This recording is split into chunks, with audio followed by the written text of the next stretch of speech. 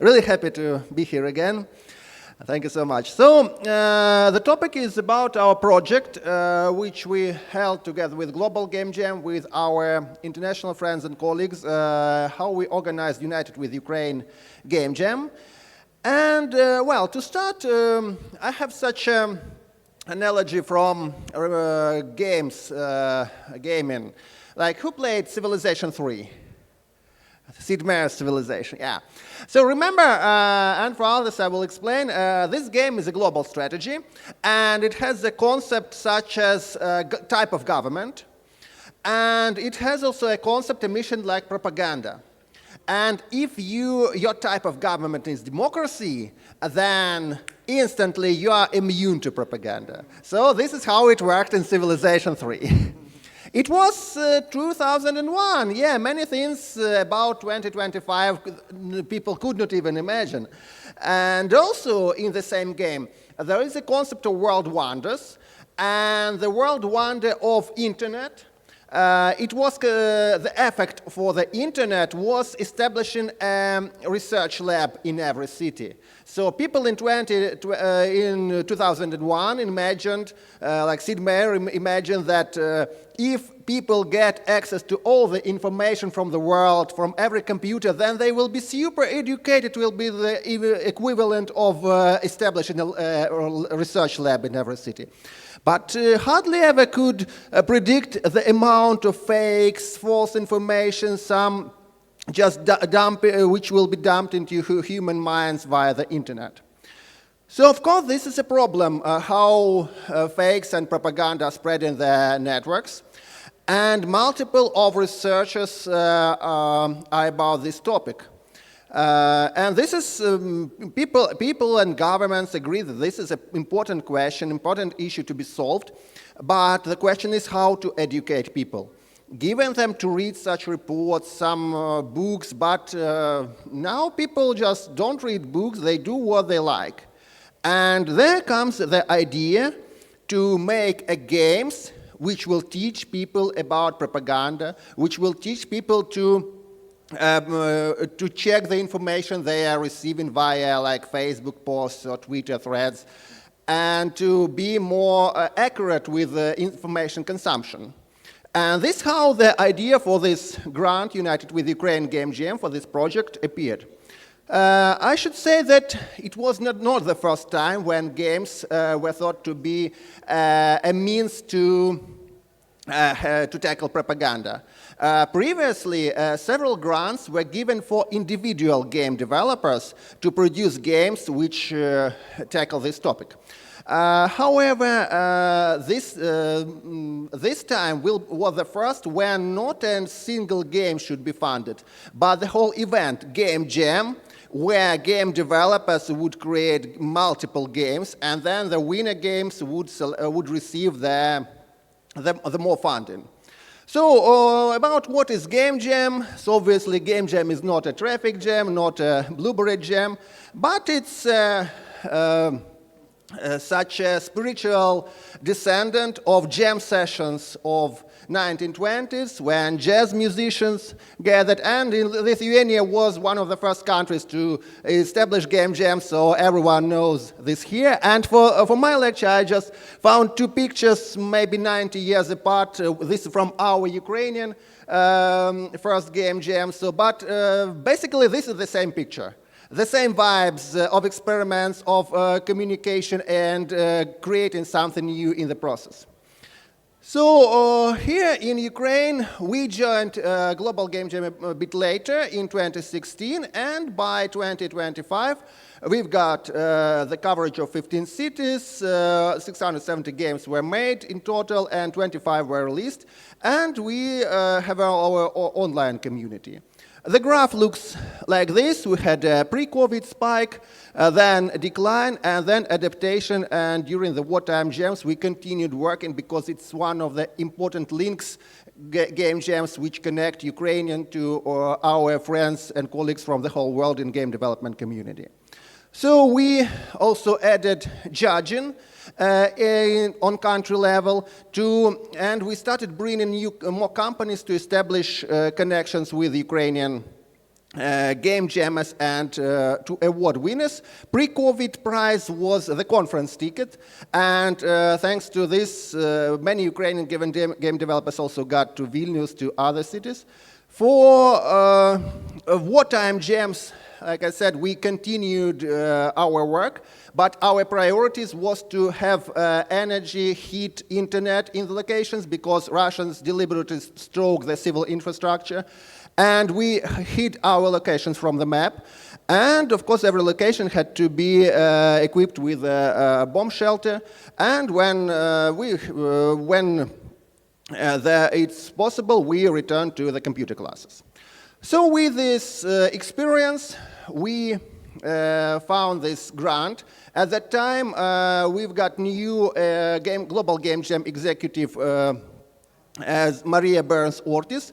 We met her much later than we submitted our grant answer to this proposal. And first we wanted to define the community interest, like how interesting will be for Ukrainian game developers to create games about propaganda. And really, more than 3/4 agree that games can be instrument in this case. And over half of the Ukrainian game developers would like to participate and try their own ideas in creating games like this. So the game jam name started, there were several applications for this grant proposal, but our application was the strongest. As in this way, the actual game jam got its name, Ctrl-Alt-Disinfo. We created the site. The site is still functional, and it's still useful for new game developers who would like to make games about these topics. It has the recordings of the webinars, the samples of previous games, and of course the current games. And also we are thankful to our partners. So here is Lithuanian Game Developers Association, with whom we then launched the process of selection the winning games which had the most potential. And also one of the outcomes of the project was the guide to making games about disinformation. It is available for free on the website. So Ukrainian Game Dev Year starts from Global Game Jam in January and ends in December. So with a Games Gathering Conference.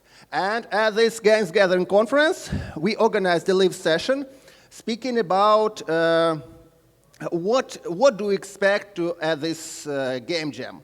One of the outcomes of this session was that we need real games. Because it should not be like the wall of text, anti-pattern, or some, like usually when you see educational game, you expect something boring with lots of text, which is not a game, but which has some small gamification options. But our intention was to create a game which players would play without nudging, so they would want to play this. And after playing this, something would stay in their minds about digital literacy, about propaganda. So we had our plan, because we had to align our event together with Global Game Jam, and not to diversify attention, but to focus the attention of game jammers. We built the time schedule, and the idea was that during the first weekend, the participants would just make a document, showing their intention. They would get 2 weeks, and after that 2 months for the jam. We also got the funding for the computer class in our institute, Robert Elworthy Technology Institute. And in the total, we've got 172 games made by one shot of 1,000 game developers, and half of them were made by Ukrainian game developers. Among these games, we selected 20, and here's how we classify these games. So these games are still available, and some of them are now heading toward the full release, for example, on Steam. So we run also a big work to judge the game, to find the top 20. After the election, I could tell much more about how the judging selection was made. We had a panel of 80 judges to judge more than 100 of games. It was a quite difficult and time-consuming task, but at last, so the winning games tend to be clusterized by several types of games. Our first type of game is fact-checking. So in these games, the player is someone who has to check is it true or false information. Like, for example, this game, Fake News, the player is a journalist, and the player is invited to the city to investigate, is it true that people say that the government officials are bribing citizens. So you should talk to citizens and compare what they say and find the most reliable sources. Another truth tale is also finding truth, comparing facts.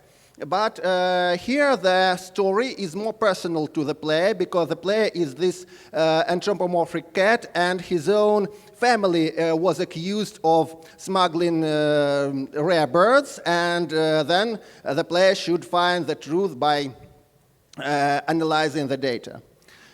Interesting idea is life in bubble. Like in Global Game Jam, the main theme was bubble, and it goes, one of the best associations is information bubble. And here is a world where everyone is in this information bubble, and you talk to people, and they believe in someone believes in Yeti, someone believes in flat Earth. And you scroll through internet and find the information from the reliable sources which break their bubbles. Interesting subdivision of this type checking information is where people are, the player is a forum moderator. So you are a forum moderator, and what I like in this game, you can even play a game inside a game. You can play Minesweeper while you have nothing to moderate. But when you get new messages, you check, is it a real message? Is it message from real forum member or from a bot? So everything is emulated right inside this game. This game is called My Little Conspiracy. And like it's always happens, good ideas come to several minds simultaneously. We have another submission of forum moderator. Here you have a city divided by several regions, and you even have ability to check the IP, like if the message which seems to be a message from the inhabitant of one specific region, is it really sent by this inhabitant, or is it sent from outside just to bring discourse inside your community? Next group of games are puzzle games, which show to the player how information spreads.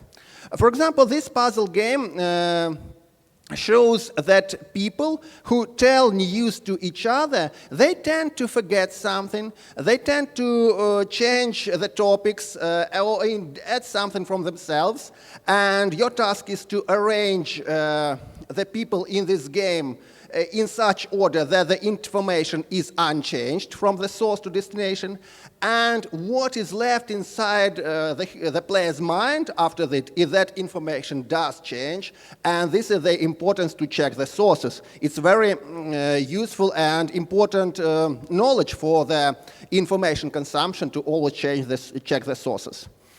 Also, we have several other games about this, like Y.com, like parody to X.com, where you have a network of information spreaders and receivers connected. You have game Objectivity, where to check, to get the best picture, you have to look at information from different points of view. And next group is the games which show how propaganda, how false information influences the society. One of the representatives is Polar. This game also from where we have a society of anthropomorphic animals.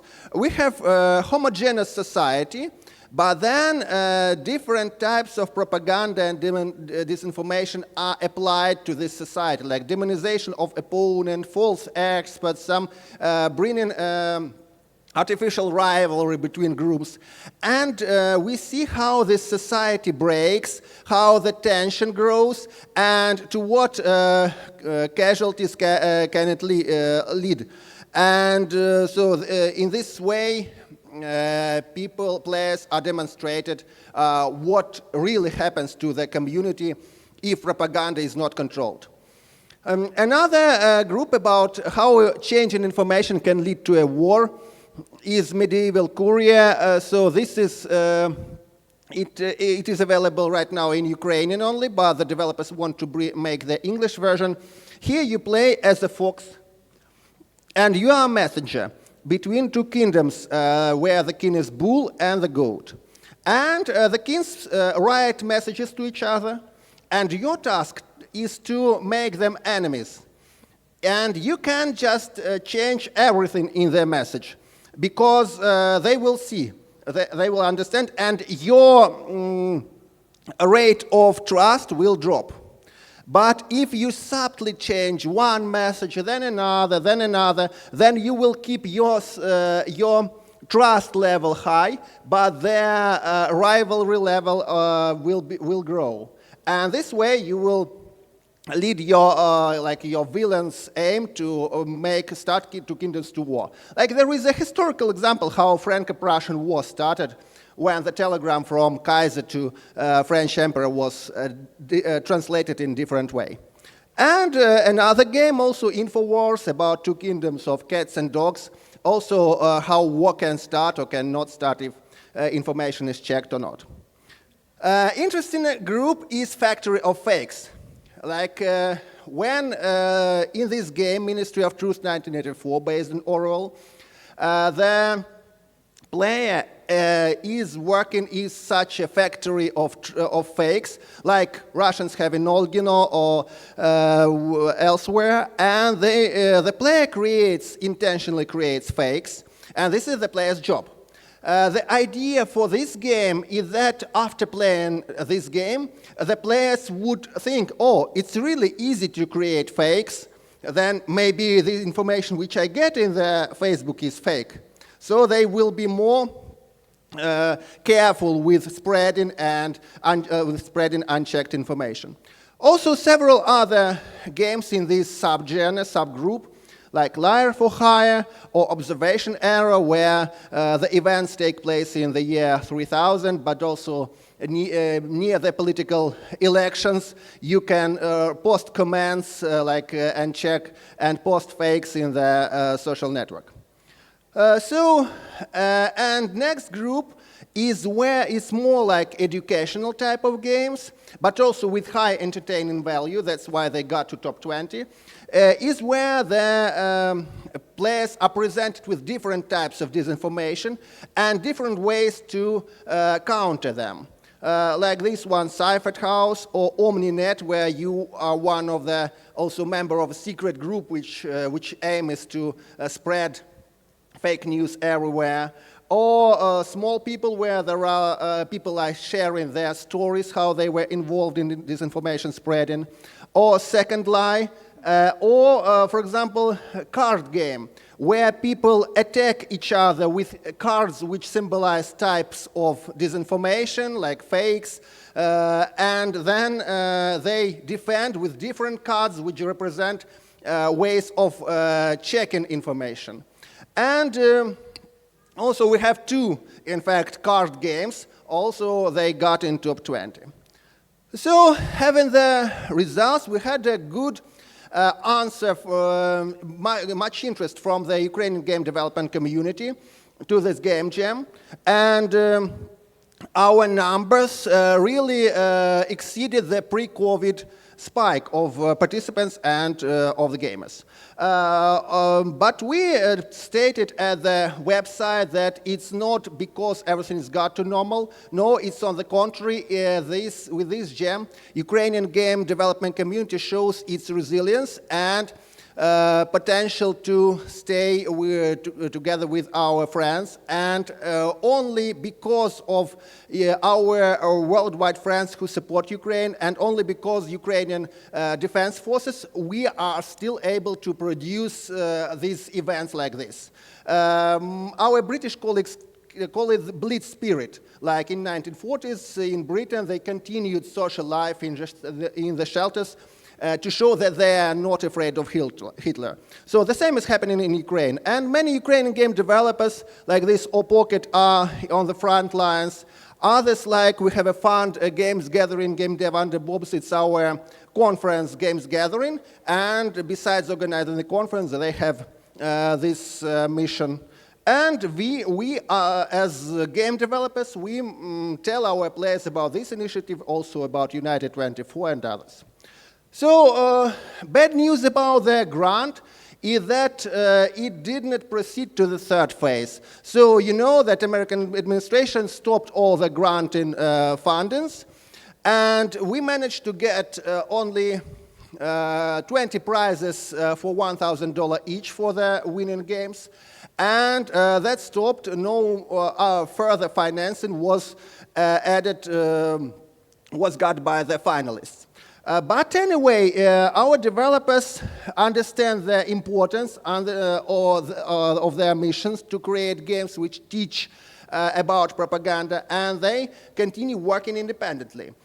So thanks to the collaboration between Global Game Jam and Digital Dragons, we managed to get a booth there. And also 2 games, it was in May. Yes, in May. And 2 games are now in, it's called open pre-launch on Steam. So it's already possible to play demo. The games are Ministry of Truth 1984. It also participates in the Ukrainian Games Festival, like we see games from Ukraine here at GameOn. And another game is Before the Silence. It's also planned to be released in the first quarter of 2026, but it's now available for registration in Steam. And we hope to see more games in Kyiv in the end of this month. The conference will take place first online, then physical days. And we are happy we'll be happy to see you if you check the games there at United with Ukraine game site. And we hope that our work will continue and we will see more games, which will in turn influence the people's mind. So thank you so much. Achu, I'm open to questions. How do you judge how effective the game is in deconstructing fake news and misinformation?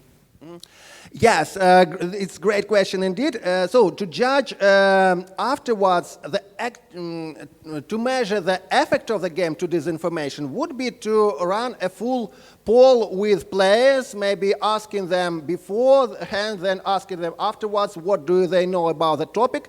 So as the games did not release, we didn't launch this type of judging, but we have much data about from the game jammers themselves. So before this event, so when the Global Disinfo started, we ran a poll for game developers about what do they know about disinformation and digital literacy.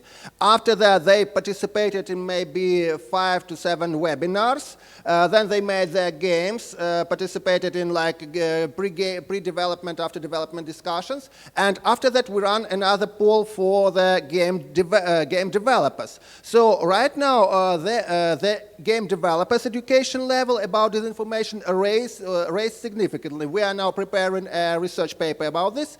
And so right now we have almost 1,000 game developers who are more knowledgeable about this information. So we hope that this will lead to a wider amount of players who will be more knowledgeable as well. Thank you. Yeah, we have... Oh. Was there someone else? Somewhere nearby? Dailycoin. How has blockchain impacted game developing since the invasion started, the war started? if it impacted at all, because like we see there's like intersection between blockchain, and we know for a fact it did help the Ukraine army. So how does it, maybe you can tie it to game developing? Thank you. Yes, yeah, thank you so much. So, for me personally, I managed to return. I live in the central part of the country, which was happily never touched by, but attack from air, but not from land. I was able to return to game development maybe in May 2024. One of the initiatives, like I remember on the 24th of February, I assigned more moderators in our community because I was only one moderator in the community, 1,000 game jammers. So this one, my recollection, like I should make more people like to be it more stable. One of the initiatives, we are starting using games as means to connect with the world. And first we added a logo made in Ukraine, because really when you play the games, you don't think where is it made. So then we started using games as means to build Ukrainian image. And if games has such like a news section like about updates, like new versions, then we started adding news what's happening in Ukraine and why is it important to help. So this way, games are a powerful mean of communication. So right now, yes, many game developers are serving in the military. Like, for example, besides game development, I'm educator, so educators are not yet drafted. And thanks to our defense forces. And we use all the possibilities like to build the image of Ukraine, to show the Ukrainian resilience via the games. We have, for example, at Games Gathering event, it has online day and physical day. Like for physical day, you know Kingdom Rush game, Kingdom Rush. Once we spoke with Kingdom Rush developer, and he came all the way to Uruguay to the Game Gathering conference. It was a really great also sign of support. So we are really thankful to all the game development community for this. Yeah, thank you.